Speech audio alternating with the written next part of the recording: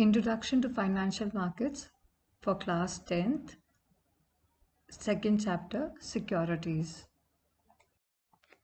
First of all, the definition of securities. The definition of securities as per the Securities Contracts Regulation Act SCRA 1956 is that it includes instruments such as shares, bonds, scrips, stocks or other marketable securities of similar nature in or of any incorporated company or body, corporate, government securities, derivatives of securities, units of collective investment scheme, interest and rights in securities, security receipt or any other instrument so declared by the central government, or in other words, these are those instruments that are for our protection, where our money is secure. We can put our money in these kind of securities as shares, as bonds, as even some schemes, government securities, so that our money is safe and secure. At a very basic level, in layman's language, securities are nothing but those savings that are linked to investments by a number of intermediaries. Intermediary means in between, through a range of financial products. All this is together termed as a security. What are the functions of the security market? The securities markets is a place where buyers and sellers of securities can enter into transactions to purchase and sell their shares, bonds, debentures, etc.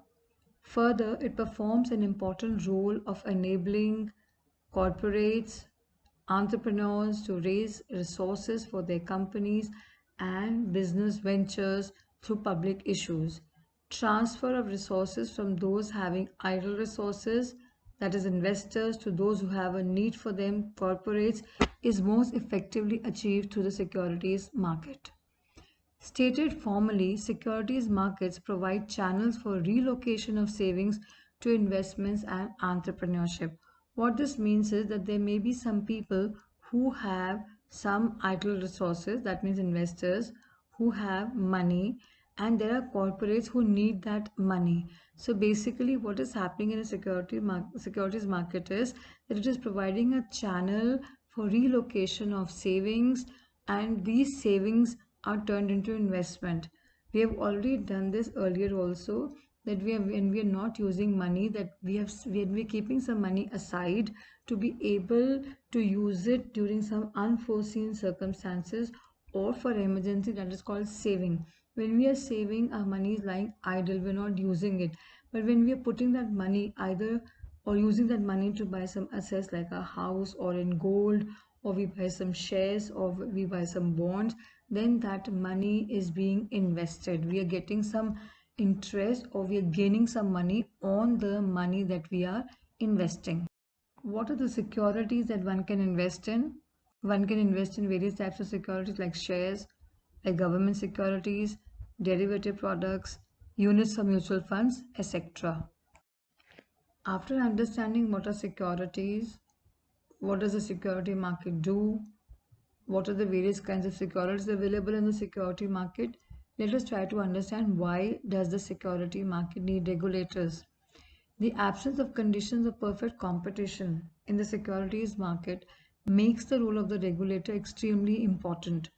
The regulator ensures that the market participants behave in a desired manner so that the security market continues to be a major source of finance for corporate and government, and the interests of investors are protected. Basically, what it means is that the regulators ensure that nothing undesired happens in the security market, so they are keeping a watch on the security market.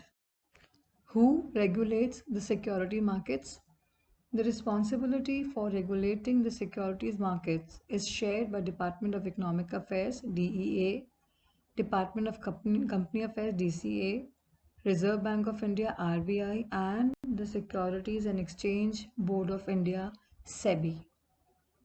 The role and function of SEBI are very important questions. Now basically the SEBI, the State Securities and Exchange Board of India, is a regulatory authority in India established under Section C of SEBI Act 1992, and it provides for establishment of a SEBI with statutory powers for protecting the interests of investors in the security market, in the securities, promoting the development of the securities market, and regulating the securities market. Its regulatory jurisdiction extends over corporates and the issuance of capital and transfer of securities, in addition to all intermediaries and persons associated with the securities market. Some of the very important functions of SEBI are: first, regulating the business in stock exchanges and any other securities markets; second, registering and regulating the working of stockbrokers, sub-brokers, etc.; third, promoting and regulating self-regulatory organizations, that means those organizations who are regulating themselves; fourth, prohibiting fraudulent means wrong kind of trade practices, fraudulent and unfair trade practices; and last point, calling for information from undertaking inspection, conducting inquiries and audits of stock exchanges, intermediaries, self-regulatory organizations, mutual funds, and other persons associated with the securities markets.